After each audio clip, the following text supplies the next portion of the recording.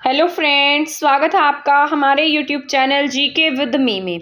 तो आज के इस क्लास में हम पढ़ना शुरू करेंगे सभी इंडियन फीमेल राइटर्स के बारे में जिन्होंने नॉवेल्स लिखे हैं, शॉर्ट स्टोरीज लिखी हैं, उन सब के बारे में। ठीक है, ये वैसे आपकी क्लास जो है बेस्ड रहेगी नॉवेल्स पर और इनकी बायोग्राफीज पर और अवार्ड्स पर। यहाँ पर मैंने सारा का सारा डेटा इकट्ठा करके लिखा है, तो ये क्लास आपके लिए बहुत हेल्पफुल रहने वाली है। इसमें सभी की सभी देखे इस तरीके से मैंने यहाँ पर 4 ऑथर्स को यहाँ पर राइट डाउन किया है। झुंपा लहरी हैं, अनीता देसाई हैं, अरुंधति रॉय हैं एंड कमला दास हैं। कल की क्लास में मैंने आपको उनकी शॉर्ट स्टोरीज बताई थी। आज मैंने यहाँ पर ट्रिक्स के साथ में मैं आपको इनके सभी जितने भी नॉवेल्स हैं ना वो सब याद करा दूंगी।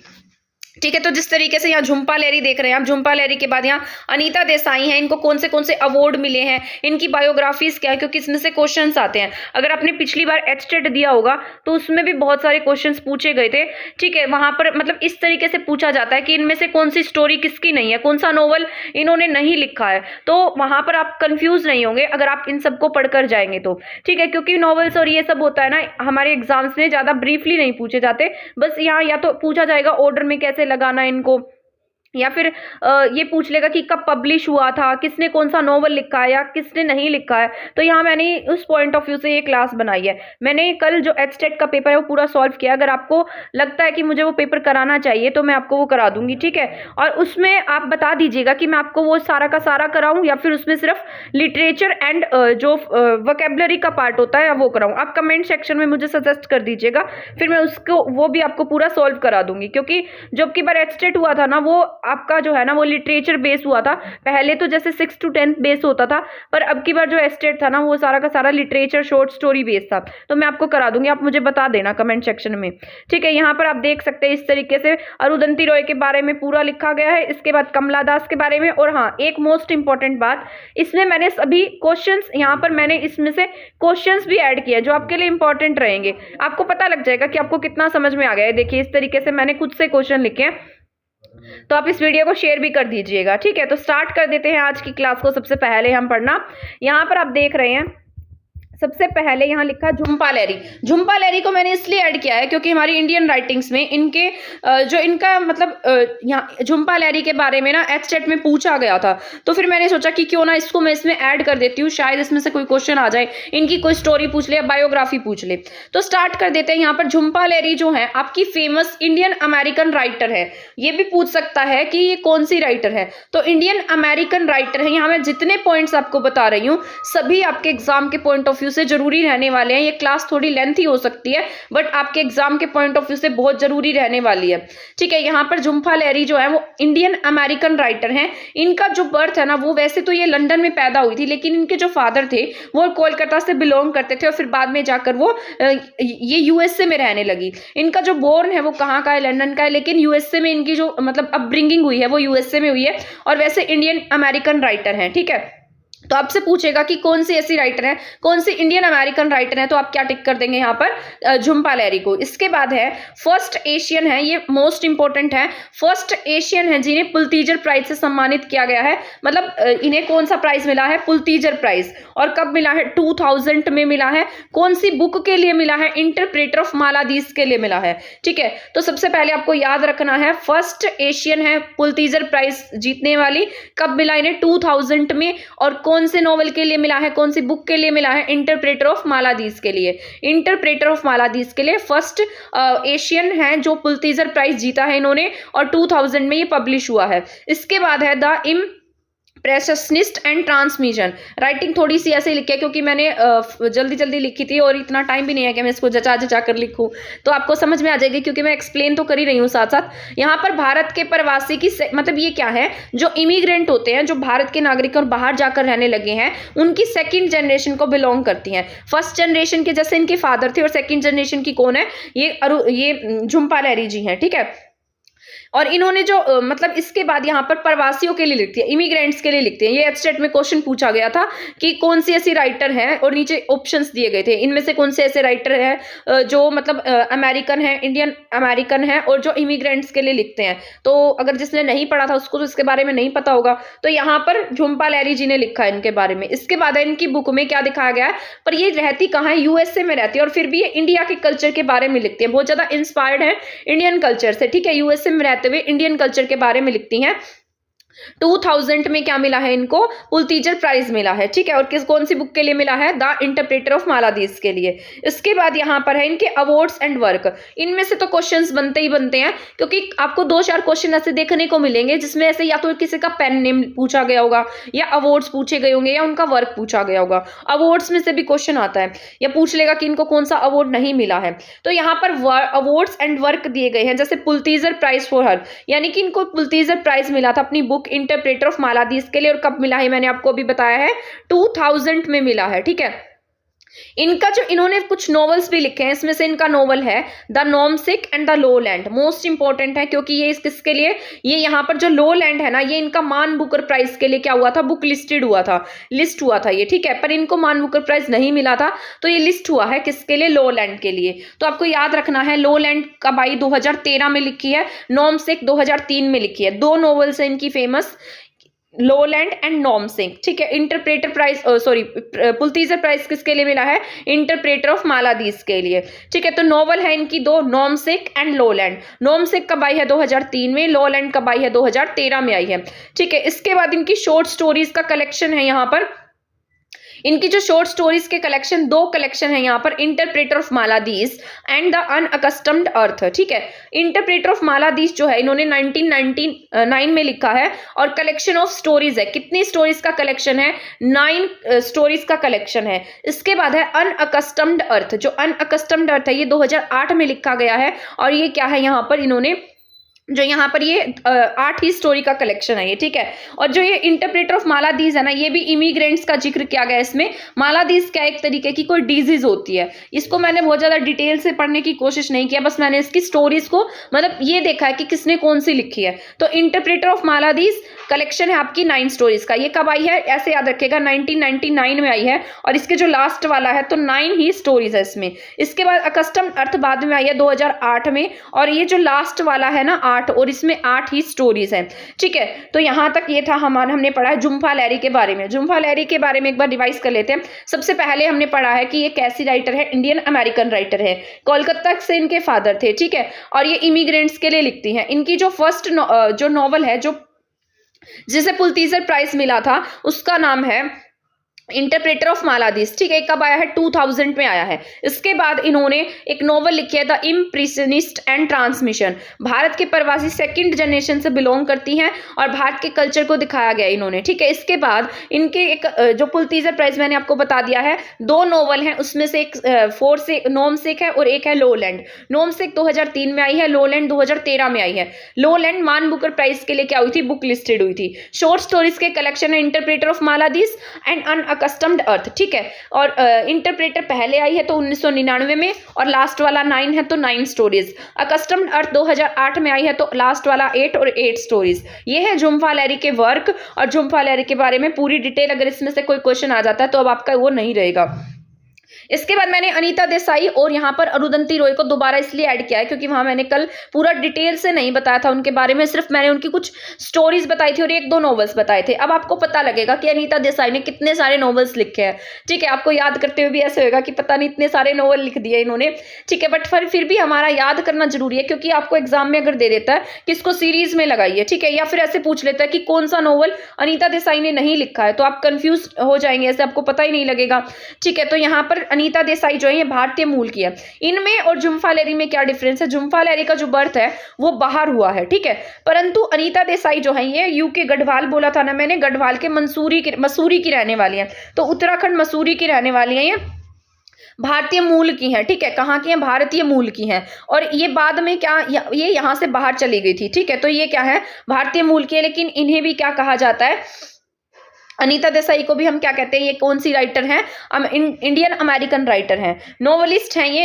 1937 में इनका बोर्न हुआ था। शॉर्ट स्टोरी राइटर है, ठीक है। शॉर्ट स्टोरी राइटर होने के साथ साथ चिल्ड्रन राइटर भी हैं। तो आपको याद रखना है कि ये कैसी राइटर हैं, बच्चों के लिए भी लिखती हैं। तो आपसे पूछ लेगा कौन सी ऐसी राइटर है जो शॉर्ट स्टोरी राइटर हैं, चिल्ड्रन राइटर है, ठीक है। तो अनीता देसाई का नाम आप लिख सकते हैं। इनका ऑटोबायोग्राफिकल वर्क जो है वो 1980 में आया था, जिसका नाम है क्लियर लाइट ऑफ डे, ठीक है।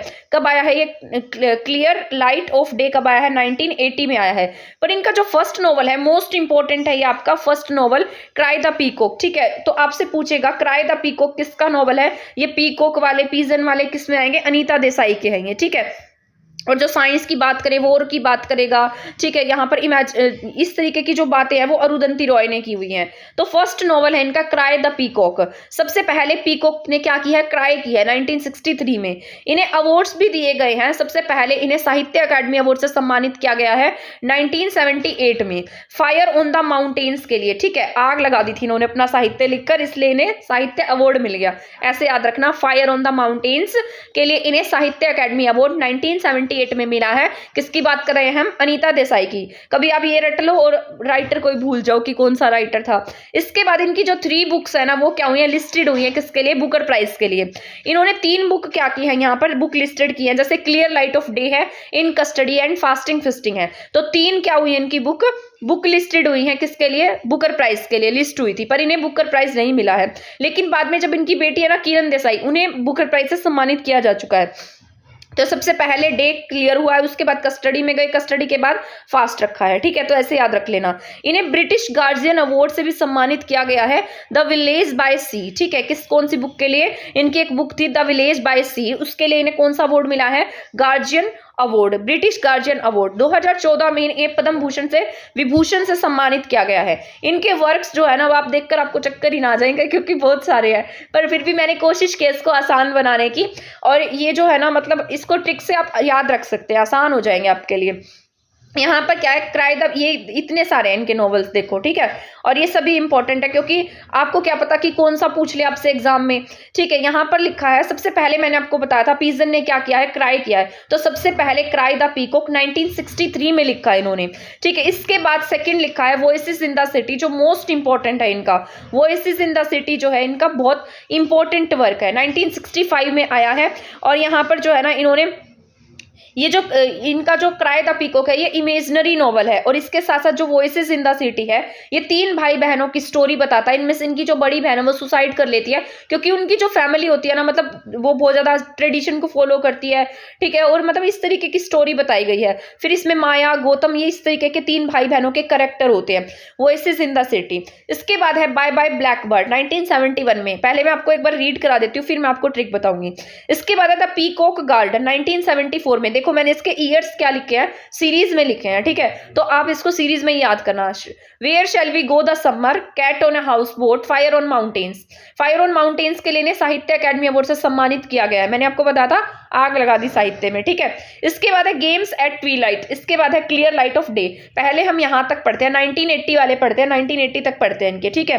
तो मैं अब आपको इसकी ट्रिक बताती हूँ। सबसे पहले पीकॉक क्या कर रहा है? क्राई कर रहा है, जोर जोर से क्राई कराया जा रहा है पीकॉक, ठीक है। तो लोग क्या हो गए हैं, उसकी जो वॉइस है ना, वो सिटी में इतनी ज्यादा फैल गई है कि लोग उससे परेशान हो गए। तो सबसे पहले क्राई किया पीकॉक ने, उसके बाद वॉइसेस फैली हैं। क्राई कब किया? 1963 में, क्योंकि आप इसको सीरीज में याद करेंगे तो वर्क याद हो जाएगा, ठीक है। ईयर याद रखने की जरूरत नहीं है।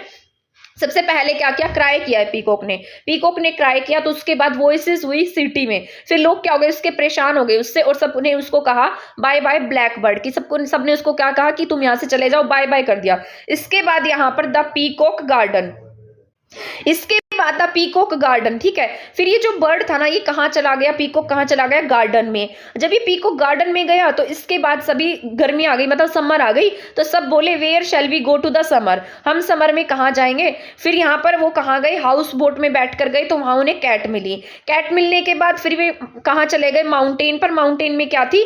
फायर थी। फायर के बाद बच्चे कहाँ, मतलब जो भी ये यहाँ पर जो बच्चे थे वो समर में ही जाते हैं, तो ये कोई भी चाइल्ड लगा लो, तो वो कहाँ गया? समर में, मतलब समर आ गई, तो बोला कि हम कहाँ जाएंगे। फिर हाउस बोट में बैठ कर गए, हाउस बोट में कैट थी। कैट के बाद ये माउंटेन पर गए, माउंटेन में फायर थी। फायर के बाद गेम खेलने लगे, गेम खेलने के बाद में क्या हो गया? जो लाइट डे है ना, वो क्लियर हो गया, ठीक है। तो ये आप ऐसे याद रख सकते हैं। सबसे पहले हमने क्या पढ़ा है? Cry the peacock. पीकॉक ने क्या किया है? क्राई किया। उसके बाद पूरी सिटी में क्या हो गई? वॉइसेस हो गई हैं, ठीक है। वॉइसेस होने के बाद सबने क्या कहा? Bye bye blackbird. फिर ब्लैकबर्ड कहाँ चला गया? तो वो गार्डन में गया, ठीक है। गार्डन में जाने के बाद समर आ गई। समर के बाद में सबने कहा कि अब हम कहाँ जाएंगे? फिर ये हाउस बोट में गए, कैट, ठीक है। फिर वहां कैट थी। कैट के बाद फायर ऑन माउंटेन्स। इसके बाद में गेम्स एट ट्वीलाइट।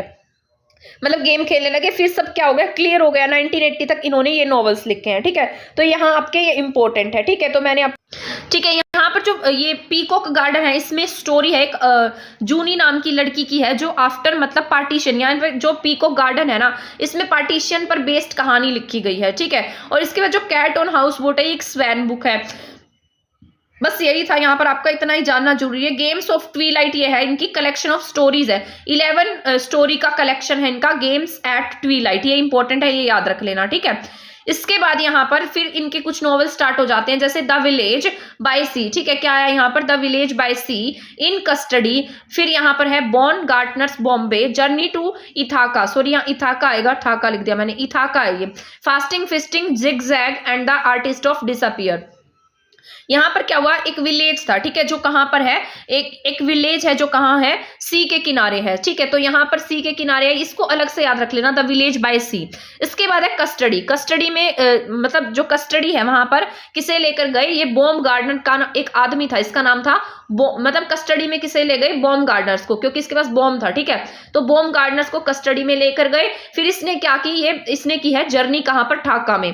ठाका में जर्नी करने के बाद में जो मतलब ये क्या है, इसको ऐसे याद रखना, जो एक चोर था, ठीक है, उसको कस्टडी में लेकर जाना था, लेकिन उसको कस्टडी में जब लेकर जा रहे थे तो क्या हो गया, मतलब वहां पर उन्हें बॉम्ब गार्डनर्स मिला, बॉम्ब गार्डनर्स मतलब ऐसे लगा लो बॉम्ब मिला। इसके बाद जो बॉम्ब मिलने के बाद में इन्होंने कहाँ की जर्नी की है, इथाका की जर्नी की। जब इथाका की जर्नी करने लगे तो ये जो चोर था ना, क्या होने लगा, फास्ट भागने लगा। तो जब ये फास्ट भागने लगा तो रास्ता कैसा था, जिग जैग था। तो जिग जैग रास्ता था, तो ये क्या हो गया, वहां से डिसअपियर हो गया। तो ऐसे याद रखना, सबसे पहले विलेज बाय सी को ऐसे याद रख लेना, विलेज बाय सी। इसके बाद कस्टडी, पुलिस किसे ले गई, उसे कस्टडी में, वहां पर बॉम्ब मिला है बॉम्बे में। फिर जर्नी की है इथाका की जर्नी करने के बाद फास्ट भागने के बाद इसने जिगजैग रास्ता था, उसके बाद आर्टिस्ट, उसके बाद ये क्या हो गया, डिसअपियर हो गया। तो हमने कितने सारे यहाँ पर अनीता देसाई जी के नॉवेल्स पढ़े हैं, ये इंपॉर्टेंट आपके, ठीक है। यहाँ पर कस्टडी, फिर बॉम्ब, कस्टडी बॉम्ब के बाद में जर्नी टू इथाका के बाद फास्टिंग फिस्टिंग के बाद में जिगजैग के बाद डिसअपियर 2011 में। तो ये थे अनीता देसाई जी के कुछ इंपॉर्टेंट नॉवेल्स। इसके बाद अरुंधति रॉय हैं, इनके भी बहुत सारे नॉवेल्स हैं, ठीक है। तो इनके बारे में भी पढ़ लेते हैं हम। बोर्न इन शिलोंग, ये कहाँ पर पैदा हुई है अरुंधति रॉय, शिलोंग मेघालय में पैदा हुई है। राइटर है, नॉवेलिस्ट है, इसके साथ साथ ये क्या है, सोशल एक्टिविस्ट भी है, ठीक है। तो ये इंपॉर्टेंट है आपका, ये क्या है, सोशल एक्टिविस्ट है, सामाजिक कार्य भी करती हैं। आपने देखा होगा कि ये जो वॉर वगैरह होता है, और जम्मू कश्मीर के लिए भी इन्होंने कुछ बात कही थी, जिसकी वजह से कुछ कॉन्फ्लिक्ट हो गया था। तो इन्हें अब अवार्ड मिला है, इन्हें कौन सा अवार्ड मिला है, बुकर प्राइज मिला है। हमने पढ़ा था ना अनीता देसाई के बारे में, अनीता देसाई को बुकर प्राइज नहीं मिला है, उनकी बुक लिस्टेड हुई है, ठीक है। पर इन्हें क्या मिला है, अरुंधति रॉय को बुकर प्राइज से सम्मानित किया गया है 1997 में। इन्होंने एक बुक लिखी थी जिसका नाम था गॉड ऑफ स्मॉल थिंग, और लिखते ही इनकी जो बुक है ना पब्लिश होते ही मतलब इनकी बुक को अवार्ड मिल गया बुकर प्राइज। कब आई है, 1997 में, ठीक है। इसके बाद हम पढ़ेंगे, इन्हें साहित्य अकादमी अवार्ड दिया गया है 2006 में, ठीक है। तो आपको याद रखना है, इन्हें साहित्य अकादमी अवार्ड 2006 में मिला है। जो अनीता देसाई है उन्हें कब मिला था, 1978 में। और किसके लिए मिला था, फायर ऑन द माउंटेन्स के लिए। यहाँ पर अरुंधति रॉय को 2006 में साहित्य अकादमी अवार्ड मिला है, और जो गॉड ऑफ स्मॉल थिंग्स है उसके लिए 1997 में अवार्ड मिला है। इसके बाद है, इन्होंने कुछ नॉवेल्स लिखे हैं, इनके कुछ वर्क है, जैसे the God of small things जो है इनकी नॉवल है, ये फैमिली बेस्ड है। इसमें 2 ट्विंस की कहानी है, 2 भाई बहन है, इसमें एस्था और राफेल है, ठीक है। एस्था जो है वो भाई है, राफेल क्या है, बहन है, ठीक है। ये इसमें ना 2 स्टोरीज वाइस वर्षा चलती है। इसमें एक तो ग्लोबलाइजेशन दिखाया जा रहा है, और एक ये जो वुमेन लाइफ होती है, वुमेन्स की लाइफ कैसे है, अनटचेबिलिटी है समाज में, उन सब चीजों को दिखाया गया है। तो ये गॉड ऑफ स्मॉल थिंग क्या इनकी नॉवल है, 1997 में लिखी गई है। इसके बाद इन्होंने लिखा था एंड ऑफ इमेजिनेशन, ये इनकी शॉर्ट स्टोरी भी है, ये मैंने आपको कल भी पढ़ाई थी, ठीक है। क्योंकि इसमें वो साइंस वगैरह की बातें की गई हैं, इंडियन पाकिस्तान की बात की गई है। 1998 में जो न्यूक्लियर का परीक्षण किया गया था उस पर बेस्ड है, ठीक है। इसके बाद हमने पढ़ा है the cost of living flamingo, ये कब आई है, 1999 में आई है। स्मॉल थिंग्स को याद रख लेना, उसके बाद आपको सारी याद रहेंगी। Small things 1997, imagination 98, cost of living flamingo 99। इसके बाद ग्रेटर कॉमन गुड, ठीक है, ये 1999 में आई है। इसके बाद the algebra of infinite justice and ordinary person guide to empire, the shape of the beast, conversation with Arundhati Roy and walking with comrade. तो ये इनके कुछ वर्क हैं। अब मैं बताती हूँ आपको इसे याद कैसे करना है। जैसे छोटी चीज होती है, स्मॉल थिंग्स होती है ना, जहां पर स्मॉल थिंग होगी वहां हमारी इमेजिनेशन कैसी है, जहां स्मॉल थिंग होती है वहां हमारी इमेजिनेशन एंड हो जाती है, ठीक है। उसके बाद में हम क्या सोचते हैं कि जो फ्लेमिंगो है, फ्लेमिंगो की कोस्ट के बारे में सोचते हैं। फ्लेमिंगो क्या आजकल बहुत कॉमन है, ऐसे सोच लो फ्लेमिंगो की कोस्ट क्या है, बहुत कॉमन है। तो सबसे पहले स्मॉल थिंग्स की क्या है, स्मॉल थिंग्स की जो इमेजिनेशन है वो एंड हो गई है। फिर एक बर्ड है फ्लेमिंगो, फ्लेमिंगो कैसा है, कॉमन बर्ड है, ठीक है। तो ये चार आप ऐसे याद रखिएगा, 1990 तक खत्म होते हैं ये, ठीक है। तो चार कहां तक है, 1990 तक, 1990 तक। यहां पर God of small things 1997 and हो गई इमेजिनेशन 8 में। कॉस्ट ऑफ लिविंग फ्लेमिंगो 99 में। ग्रेटर कॉमन गुड क्या है 1999 में। इसके बाद है the algebra of infinite justice, ये कब आया है 2001 में। ऑर्डिनरी पर्सन 2004 में। शेप ऑफ बिस्ट 2008 में। कन्वर्सेशन विद अरुंधति रॉय 2008 में। जो अलजेब्रा ऑफ इनफाइनाइट जस्टिस है, यहाँ पर जो अलजेब्रा ऑफ इनफाइनाइट जस्टिस है, ये क्या है, इनका एसे है, ठीक है। इसके बाद ordinary person guide to empire, और जो ये the book shape of beast है ना, ये इनकी एक बुक है जिसमें इनके जो मतलब इंटरव्यूज है ना इंडियन ऑथर्स के साथ में, वो सब पब्लिश्ड है। इसके बाद ये भी इनकी कॉन्वर्सेशन है, मतलब ये जितने भी इंटरव्यू दिए हैं इन्होंने, वो सभी इंटरव्यू इसमें काउंट आते हैं, मतलब इसमें लिखे गए हैं। फिर है वॉकिंग विथ कॉमरेड, क्या यहाँ पर लास्ट में क्या है, कॉमरेड। यहाँ पर मैंने ट्रिक लिखी है, इनफाइनाइट जस्टिस का हिसाब मिला। एक एम्पायर था, ठीक है, पहले क्या है, इनफाइनाइट जस्टिस हुआ, मतलब इनफाइनाइट जस्टिस होना था तो एम्पायर में जस्टिस हुआ है। इसके बाद उसने क्या ले ली, बीस्ट का शेप ले लिया। इसके बाद बीस्ट का शेप लेने के बाद अरुंधति रॉय ने कॉन्वर्सेशन की है और कहाँ चली गई, कॉमरेड चली गई। तो आप ऐसे याद रख सकते हैं, बस मैं आपको इसको आसान करने का तरीका बता रही हूँ ताकि आपको इसको मतलब आपको ये याद रहे।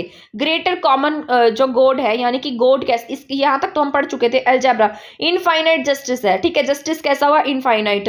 तो फिर किसने किया है जस्टिस, एम्पायर के किंग ने, ठीक है, तो एम्पायर में जस्टिस हुआ। इसके बाद एक बीस्ट था, तो उसने किसकी शेप ले ली, बीस्ट की। इसके बाद कॉन्वर्सेशन है किसकी, अरुंधति रॉय की। इसके बाद है वॉकिंग विथ कॉमरेड, ठीक है। तो ये सब क्या है, इनके कुछ यहाँ पर नॉवेल्स है, कुछ है, मतलब यहाँ ऐसे वगैरह तो आपको करने की जरूरत नहीं है। जो मैंने आपको बताया था शेप ऑफ बिस्ट है ना, ये ऐसे है इनका, sorry ordinary person guide to empire इनका ऐसे है। और यहाँ पर जो शेप ऑफ जो हमने पढ़ा है शेप ऑफ बिस्ट, ये कलेक्शन ऑफ इंटरव्यूज है। तो ये आपको याद रखना है। हमने किसके बारे में पढ़ा है, अरुंधति रॉय के बारे में, भूलना नहीं है। और इससे पहले हमने अनीता देसाई के बारे में पढ़ा था। अब इसके बाद मोस्ट इंपॉर्टेंट आपकी कमला दास, और ये तो बहुत ईजी भी है और याद भी हो जाती है, ठीक है। तो यहाँ पर जो कमला दास है, कमला दास जो है ना, ये इंडियन पोइट थी और कन्फेशनल पोइट थी। कन्फेशनल पोइट्स कौन से होते हैं, जो मतलब अपनी पर्सनल लाइफ के बारे में लिखते हैं, उनको मतलब कोई भी किसी तरीके का कोई हिचक नहीं होती लिखते हुए। तो ऐसे पोइट को हम कन्फेशनल पोइट कहते हैं, जो बिल्कुल खुलेआम लिखते हैं। तो कमला दास भी वैसे ही पोइटेस थी। इनका जो बॉर्न है वो कहाँ हुआ था, मालाबार में पैदा हुई थी 1934 में। इनका जो पेन नेम है वो क्या नाम था इनका, माधवी कुट्टम, ठीक है। और मलयालम भाषा में लिखा करती थी। इनकी जो मदर थी वो भी लिटरेचर लिखती थी, तो वो भी किसमें लिखती थी, मलयालम लैंग्वेज में। ये अपने अंकल से भी इंस्पायर्ड थी। इनके अंकल भी क्या थे, एक पोइट थे। फिर इनकी जो ऑटोबायोग्राफी है वो पूछ ली जाती है एग्जाम में, कि इनकी जो ऑटोबायोग्राफी है वो उनका क्या नाम है, माई स्टोरी। इन्होंने अपनी लाइफ के बारे में लिखा है इसमें माई स्टोरी में। ये ग्रुप, ये कहाँ पर पैदा हुई थी, ये कहाँ पर इनका जो मतलब जो बचपन वगैरह बीता है, ये ग्रो अप कहाँ हुई है, कलकत्ता में और नालापाट हाउस में, ठीक है। तो कलकत्ता के नालापाट हाउस में ये रही है। इनका जो मतलब जो लाइफ स्पेंड हुई है इनके स्पाउस का नाम है डॉक्टर माधव दास, ठीक है। इसके बाद आफ्टर हर मैरिज, इनकी शादी होने के कुछ समय बाद, मतलब ये कहाँ पर रही, ज्यादा समय तक कलकत्ता में रही है, बाद में कहाँ चली गई है, बॉम्बे में शिफ्ट हो गई थी। इन्होंने लिखा है, फर्स्ट कलेक्शन था इनका, सबसे पहला कलेक्शन है समर इन कलकत्ता, ठीक है। तो ये इनकी कुछ वर्क हैं। यहाँ पर क्या लिखा है इन्हें, समर इन कलकत्ता, ये क्या है, इनका पोइट वर्क है। इन्होंने कलेक्शन है इसमें पोइट्रीज का, ठीक है। जैसे समर इन कलकत्ता सबसे पहले आया 1965 में, ठीक है। और इसके बाद द डिसीडेंट्स लिखा है 1967 में। तो डिसीडेंट्स 1967 में। इसके बाद है 1973 में इन्होंने द ओल्ड प्ले हाउस लिखा है। समर से डिसेंट, मतलब यहाँ पर हमने कैसे पढ़ेंगे, पहले समर, समर से क्या हुई डिसेंट, डिसेंट से प्ले हाउस, यानी कि पहले समर आया, समर का सीजन आया तो कैसी हो गई है, डिसेंट हो गई है। डिसेंट होने के बाद अपने हाउस में चली गई। तो यहाँ पर summer in Calcutta, the dissidents and the play house. सबसे पहले समर इन कलकत्ता 1965, इसके बाद डिसीडेंट 1967, इसके बाद में जो द प्ले हाउस आया 1973। इन्होंने एक नॉवल लिखा है जिसका नाम है अल्फाबेट ऑफ लिस्ट। वैसे पोइटेस है तो इनकी पोइट्री ज्यादा पूछी जाएंगी, ठीक है। अल्फाबेट ऑफ लिस्ट लिखा है 1976 में। इनकी शॉर्ट स्टोरीज इंपॉर्टेंट है, यहाँ पर ए डोल फॉर अ चाइल्ड प्रोस्टिट्यूट 1997 में लिखा है इन्होंने, डोल फॉर द चाइल्ड प्रोस्टिट्यूट। यहाँ पर जो गर्ल है उसके बारे में बताया गया है, प्रोस्टिट्यूट गर्ल है, 1977 में आई है। पद्मावती द हार्लोट, ये क्या इनकी शॉर्ट स्टोरीज है, 1992 में आई है। ठीक है, तो यहाँ पर ये इंपॉर्टेंट है, ये इनकी इंग्लिश में लिखी गई है। इसके बाद मलयालम में भी शॉर्ट स्टोरीज लिखी है जिसका नाम है थानू पूना, और एक है द मेमोयर। इसको बस इतना याद रख लेना, द मेमोयर। अगर आपसे पूछ लेता द मेमोयर कौन किसने लिखी है या फिर कौन सी ऐसी राइटर है जो मलयालम में लिखा करती थी, तो आप क्या टिक करेंगे, कमला दास। ठीक है, क्योंकि एक गुजराती राइटर है जिनका नाम है धूमकेतु, उनके बारे में भी 2-4 क्वेश्चन जो है ना वो देखने को मिले थे एचटेट के पेपर में। इसके बाद है ऑटोबायोग्राफी, जो मैंने बताया ना कि ऑटोबायोग्राफी है जिसका नाम माई स्टोरी है। ये सबसे पहले पब्लिश हुई थी वीकली, इस मतलब यहाँ पर एक मैगजीन सी थी, इसमें पब्लिश हुई है, माल्या अंडू। ठीक है, इस नाम से पब्लिश हुई, आपको याद रखना है। इसके बाद में ये मतलब मलयालम में पब्लिश हुई एंटी कैथर के नाम से, एंटी कैथर के नाम से पब्लिश हुई है मलयालम लैंग्वेज में। पहले वीकली पब्लिश हुई थी, फिर ये मलयालम में पब्लिश हुई है एंटी कैथर के नाम से। इसके बाद में इंग्लिश में कब पब्लिश हुई है, 1976 में, इंपॉर्टेंट है ये। इसके बाद इन्होंने क्या किया था, इस्लाम कबूल कर लिया था, और मतलब इनको किसी से मतलब इनका किसी से लव अफेयर था, तो इसलिए वो पॉलिटिशियन थे, तो उन्होंने इससे शादी तो नहीं की, लेकिन फिर भी इन्होंने उसके लिए इस्लाम को मतलब इस्लाम वो कर लिया था, इन्होंने इस्लामिक बन गई थी ये 1999 में। तो आपसे पूछ सकता है ऐसी कौन सी राइटर है जो जिन्होंने इस्लाम धारण किया था, तो 1999 में इन्होंने इस्लाम धारण कर लिया। फिर इन्हें एशियन वर्ल्ड प्राइज से सम्मानित किया गया है फॉर लिटरेचर के लिए 1985 में। केरला साहित्य अकेडमी अवार्ड मिला है 1969 में। इन्हें वो जो इंडिया का साहित्य अकेडमी अवार्ड होता है वो नहीं मिला, केरला का मिला है, 1969 में मिला है। ठीक है, और इस्लाम कब ग्रहण किया इन्होंने, 1999 में। एशियन वर्ल्ड प्राइज कब मिला है, 1985 में, पहले साहित्य अकादमी अवार्ड मिला है।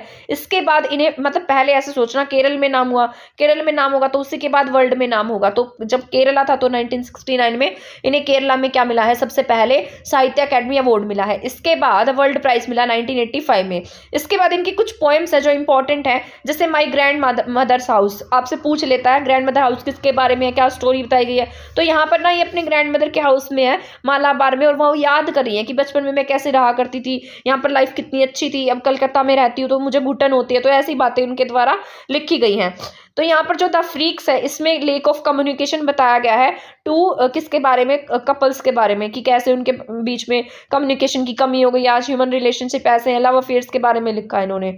इसके बाद है हॉट नून इन मालाबार, तो ये भी मालाबार में ठहरी थी, तो वहां पर याद कर रही है कि कैसे बेंगल सेलर आता था, कैसे वो चूड़ियां खरीदती थी, कैसे वो मतलब हाथ देखकर भविष्य बताने वाले आते थे, तो ये सारी बातें इस पोएम में इन्होंने लिखी हैं। इसके बाद आता सनशाइन कैट। सनशाइन कैट जो है ना इन्होंने कहाँ से लिया है, समर इन कैलकाता से लिया है। मैंने बताया था ना इनकी जो कलेक्शन आई थी सबसे पहले समर इन कैलकाता, ठीक है, उसके बाद द डिसीडेंट आई है, उसके बाद द प्ले हाउस आई है, तो जो समर इन कैलकाता है उसी की पोएम है द सनशाइन कैट। इसके बाद इन्होंने लिखा है द इन्विटेशन। इन्विटेशन किससे लिया है इन्होंने, द डिसीडेंट से। इसके बाद है the looking glass. Looking glass क्या है, इनकी कन्फेशनल पोएम है। ठीक है, तो यहाँ पर आपकी जितने भी ये थे ना कमला दास से रिलेटेड, ये सभी कंप्लीट हो चुके हैं। हमने क्या क्या पढ़ा इनके बारे में, इनकी सबसे पहले 3 कलेक्शन पढ़े हैं स्टोरी पोएम्स के, जिसमें से समर कलकत्ता है, डिसीडेंट्स है, प्ले हाउस है। ठीक है, इसके बाद है यहाँ पर नॉवेल इन्होंने लिखा है अल्फाबेट ऑफ लिस्ट। इसके बाद शॉर्ट स्टोरीज लिखी है अ डोल फॉर द चाइल्ड प्रोस्टिट्यूट। ठीक है, इसके बाद यहाँ पर इन्होंने पद्मावती द हार्लोट लिखा है और मलयालम में शॉर्ट स्टोरीज लिखी है। इसके बाद इनकी ऑटोबायोग्राफी थी जो मलयालम में पब्लिश हुई थी एंटी कैथरीन के नाम से, 1976 में माई स्टोरी के नाम से पब्लिश हुई है। इसके बाद 1999 में इस्लाम ग्रहण कर लिया इन्होंने, और ये वर्ल्ड, इनको सबसे पहले क्या मिला, केरल का प्राइज मिला है। उसके बाद वर्ल्ड प्राइज मिला है। केरल वाला कब मिला, 1969 में, और वर्ल्ड वाला कब मिला है, 1985 में। इन्होंने कुछ पोएम्स लिखी है जैसे my grandmother house, the freaks, hot noon Malabar, जहां भी मालाबार का नाम दिखाई, मलयालम नाम दिखाई दे, वो कमला दास से रिलेटेड होगा। The sunshine cat, the invitation, the looking glass. ठीक है, ये मैं आपको इसलिए पढ़ा रही हूँ क्योंकि ना ये आपके एग्जाम में आया हुआ है, और मैंने पहले इनके बारे में नहीं पढ़ा था, सच बता रही हूँ। मैंने कल सारी रात बैठकर इनके ऊपर जो मतलब जितना भी मैं पढ़ सकती थी ना सारा पढ़ा मैंने, क्योंकि मैंने पहले पेपर सॉल्व किया था एस्टेट वाला, और उसमें इन सारे राइटर्स के बारे में दिया गया था, तो मुझे लगा कि क्या पता इसमें से पूछ ले, क्योंकि हमने तो सारे के सारे ये वर्ड्सवर्थ और इनके रट्टे मार रखे हैं ना, शेक्सपियर, वर्ड्सवर्थ, जैसे विलियम ब्लेक, वॉल्ट विटमैन, इन सब के बारे में पढ़ा हुआ है। बट जो आपकी ये एनसीईआरटी की बुक है ना, इनमें इन राइटर्स के बारे में ज़्यादा दिया गया है, तो क्या पता आपसे इन सब के बारे में पूछ रहे, तब फिर आपने ये पढ़ा नहीं होगा तो आप कैसे इसको कर पाएंगे। तो ये आपका इंपॉर्टेंट है, इसमें मैंने सभी मतलब ये जो फीमेल है ना, इनमें से ही आ जाएगा जितना भी आएगा। और एक दो और पढ़ना चाहें तो आप पढ़ सकते हैं, जैसे शशि पांडे है, और भी कुछ एक दो पोइट जो है ना वो आप गूगल पर सर्च कर लीजिएगा तो आप उनको पढ़ सकते हैं। ठीक है, यहाँ पर हमने इसके बाद मैंने यहाँ कुछ क्वेश्चंस लिखे हैं जो ऑप्शन टाइप में होंगे, जो मैंने अभी आपको पढ़ाए हैं। ठीक है, तो हम अब इसको स्टार्ट कर देते हैं। मैंने इसलिए लिखा है ताकि आपकी हेल्प हो जाएगी, आपको पता लग जाएगा कि आपको इस वीडियो के थ्रू साथ साथ कितना याद हो गया है। ठीक है, तो सबसे पहले यहाँ पर मैंने लिखा है the voices in the city publish in which year. ठीक है, पब्लिश हुआ है 1963 में हुआ है या 5 में हुआ है, बताओ मुझे ये किस में पब्लिश हुआ है। मेरे यहाँ पर तो चैनल पर लाइव क्लास भी नहीं चलती जो मैं इसको मतलब लाइव चला दूँ, क्योंकि वहाँ पर इसमें इसके स्पीकर में थोड़ी सी प्रॉब्लम हो जाती है। तो voices in the city is publish in which year, 1963 या 1965, इन दोनों में से एक ऑप्शन है, तो आप मुझे बताइए। तो यहाँ पर सबसे पहले हमने पढ़ा था ना क्राई, सबसे पहले क्या किया है, क्राई किया, उसके बाद में वॉइस हुई है सिटी में। तो सबसे पहले क्राई किया तो 1963 में क्राई किया है, उसके बाद क्या हुई, वॉइस हुई। तो कब पब्लिश होगा ये, 1965 में पब्लिश होगा। क्राई वाला याद रख लेना, बाकी सारे अपने आप याद हो जाएंगे। तो क्राई वाला कब आएगा, 1963 में। ठीक है, इसके बाद यहाँ पर वॉइस कब हुई है, 1965 में वॉइस हुई है। तो वॉइसेस इन द सिटी कब पब्लिश हुआ है, 1965 में पब्लिश हुआ है, आपको याद रख लेना है। ठीक है, इसके बाद और ये किसके द्वारा लिखा गया है, अनीता देसाई के द्वारा। इसके बाद है Arundhati Roy wins the Booker prize in which year. Arundhati Roy ने जो बुकर प्राइज है वो कौन से ईयर में जीता है, कौन से ईयर में मिला इन्हें, तो इन्हें मिला है ये 1997 में, अ गॉड ऑफ स्मॉल थिंग्स के लिए। ठीक है, तो कब मिला इन्हें, 1997 में मिला है, ये आपको याद रखना है। इसके बाद Anita Desai was born in, Anita Desai का जो बोर्न है वो कहाँ पर हुआ है, अनीता देसाई कहाँ पैदा हुई है, तो मंसूरी में पैदा हुई है, मसूरी में पैदा हुई थी ये। ठीक है, मेघालय में। यहाँ पर कौन पैदा हुई थी, अरुंधति रॉय। ठीक है, तो यहाँ पर मसूरी की कौन रहने वाली है, अनीता देसाई। अनीता देसाई का फर्स्ट नॉवल कौन सा था, आप बताएंगे मुझे। अभी मैंने आपको यहाँ पर बताया ना 1963 और 1965, तो 1963 एंड 1965, 1965 का तो मैंने अभी आपको ऊपर बताया है वॉइसेस इन द सिटी। और तो 1963 में कौन सा पब्लिश हुआ है इनका, अनीता देसाई का first novel cry the peacock. ठीक है, तो आपको ये याद रख लेना है। इसके बाद नेक्स्ट क्वेश्चन पर चल पड़ते हैं हम, my stories an autobiography of which author. तो मैंने अभी आपको बताया था कि माई ऑटोग्राफी किसकी है, पढ़िए, कमला दास की। पहले किस में पब्लिश हुई थी, मलयालम में, किस नाम से, एंटी कैथर। ठीक है, एंटी कैथर मतलब KATHRE, कैथर के नाम से पब्लिश हुई थी। इसके बाद ये पब्लिश हुई है इंग्लिश लैंग्वेज में, कब पब्लिश हुई है, 1976 में, और इनका नाम क्या है, कमला दास। ठीक है, तो ये ऑटोबायोग्राफी किसकी है, कमला दास की है। ठीक है, इसके बाद है अ डोल फॉर द चाइल्ड प्रोस्टिट्यूट। मैंने आपको बताया था शॉर्ट स्टोरीज लिखी है कमला दास ने, उसमें से एक स्टोरी है डोल फॉर द चाइल्ड प्रोस्टिट्यूट। तो ये क्या है, यहाँ पर शॉर्ट स्टोरी है। ठीक है, तो आपसे पूछ सकता है कि क्या है, तो ये क्या है, शॉर्ट स्टोरी है। इसके बाद नेक्स्ट है Arundhati Roy was awarded by Sahitya Akademi award in which year. Arundhati Roy को साहित्य अकादमी अवार्ड से कब सम्मानित किया गया, तो यहाँ पर अरुंधति रॉय को सम्मानित कब किया गया है, 2006 में। ठीक है, इन्हें अवार्ड कब मिला था, 1997 में, और इन्हें साहित्य अकादमी अवार्ड कब मिला है, 2006 में। बुकर प्राइज कब पाया इन्होंने, 1997 में, और इन्होंने जो साहित्य अकादमी अवार्ड है वो कब मिला इनको, 2006 में मिला है। How many books were shortlisted of Anita Desai for Booker prize. Booker prize के लिए अनीता देसाई की कितनी बुक शॉर्ट लिस्ट हुई थी, तो मैंने आपको बताया था 3 बुक शॉर्ट लिस्ट हुई थी, लेकिन इन्हें जो बुकर प्राइज है वो नहीं मिला था। ठीक है, तो कौन सी थी, वो एक क्लियर वाला पढ़ा था हमने, उसके बाद कस्टडी पढ़ा था, कस्टडी के बाद फास्टिंग फिस्टिंग पढ़ा था। ठीक है, द क्लियर डे और कस्टडी और फास्टिंग फिस्टिंग, तो 3 बुक इनकी क्या हुई हैं, यहाँ पर बुकर प्राइज के लिए सिलेक्ट हुई थी। इसके बाद है फास्टिंग फिस्टिंग किसका नॉवल है, fasting feasting is a novel of Arundhati Roy, Anita Desai, Jhumpa Lahiri, none of these. तो आप बताएंगे फास्टिंग फिस्टिंग किसका नॉवल है, यहाँ पर अनीता देसाई का, क्योंकि वो क्या हो गया, फास्ट भागा था, जिग जैग हुआ। ठीक है, फिर डिसअपीयर हो गया, पढ़ा था ना हमने, तो वही वाली ट्रिक है यहाँ पर। ठीक है, इसके बाद है who is the famous Indian American writer. तो यहाँ पर अगर आपसे पूछा जाएगा इंडियन अमेरिकन राइटर फेमस कौन है, तो झुम्पा लाहिरी है। अनीता, हाँ, यहाँ पर आप इन्हें ही टिक करेंगे, अनीता देसाई को टिक नहीं कर सकते, क्योंकि अनीता देसाई का जो बोर्न है ना वो इंडिया में हुआ है, और ये कहाँ पैदा हुई है, इनके जो फादर थे वो ही सिर्फ कहाँ से बिलोंग करते थे, इंडिया से। तो इंडियन अमेरिकन पूछेगा तो झुम्पा लहरी है। इसके बाद है Jhumpa Lahiri won the Pulitzer prize for which. Jhumpa Lahiri ने कब पुलित्जर प्राइज जीता है, तो यहाँ पर इंटरप्रेटर ऑफ मालादीस के लिए जीता है, ठीक है। और ये कौन से ईयर में जीता था इन्होंने, 2000 में। तो पुलित्जर प्राइज कब जीता इन्होंने, 2000 में, इंटरप्रेटर ऑफ मालादीस के लिए। और किसके लिए लिखती हैं ये लिखती हैं यहाँ पर जो इमिग्रेंट्स होते हैं उनके लिए। इसके बाद थीम क्या होता है इनका, झुम्पा लहरी के वर्क का थीम क्या है, इमिग्रेंट्स है, ठीक है, इमिग्रेंट्स के लिए लिखती हैं। मान बुकर प्राइज के लिए लिस्टेड हुआ था इनका, जो कौन सा लिस्टेड हुआ था, द लोलैंड। लोलैंड कब आया था, मैंने आपको बताया था 2013 में, ठीक है। तो ये हैं आपके कुछ क्वेश्चंस जो मैंने आपको करा दिए हैं। आई होप आपको यहाँ तक की क्लास समझ में आ गई होगी। ये क्लास आपकी इंपॉर्टेंट है, देख लीजिएगा। अगर मन करे किसी को शेयर करने का तो शेयर कर दीजिएगा, ठीक है। बहुत मेहनत से मैंने ये क्लास बनाई है, मुझे पूरी रात जागकर इसका जो टॉपिक है वो जो है तैयार करना पड़ा है, ठीक है। तो यहाँ पर आज की क्लास को ख़त्म कर देते हैं। और मुझे हाँ कमेंट सेक्शन में ये ज़रूर बता देना कि मैं आपको जो एचटेट का पेपर है वो कैसे सॉल्व कराऊँ, ग्रामर सॉल्व कराऊँ या सिर्फ लिटरेचर एंड वोकैबुलरी सॉल्व कराऊँ, ठीक है। तो मैं आपको वही सॉल्व करा दूंगी। तो मिलते हैं हमारी नेक्स्ट क्लास में हमारे नेक्स्ट टॉपिक के साथ। तब तक आप हमारे चैनल के साथ बने रह सकते हैं। और और अगर आपने हमारा चैनल सब्सक्राइब नहीं किया तो आप हमारा चैनल भी सब्सक्राइब कर सकते हैं। थैंक यू, धन्यवाद।